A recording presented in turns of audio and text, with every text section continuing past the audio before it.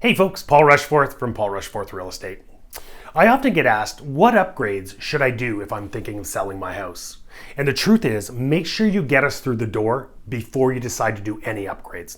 We're very big on, not telling you to spend $20,000 to make $20,000. We're only going to tell you to spend things that you're going to get a return on. So what are those things? What are those tangible upgrades? Obviously, everyone's looking for a beautiful kitchen, bathroom, hardwood floors, ceramics, beautiful light fixtures, paint, decluttering, cleanliness. Those are what people are really looking for. But would I tell you to change all those things if you're thinking of selling your house? Probably not.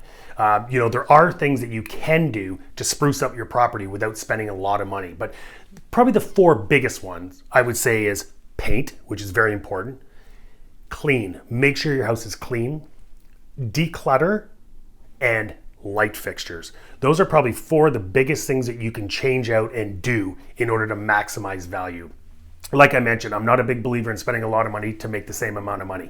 I'm a big believer in giving you a return on your investment. So before you decide to list your property, get us through the door. We'll tell you things that you should do to increase your value and things you shouldn't do. Sometimes it's better to price it according to the way it is.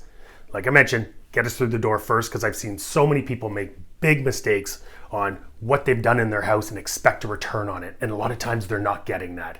So you need any advice, you need any help, you know where we are. Paul Rushforth Real Estate, and I'm Paul Rushforth. Have a great day, everyone.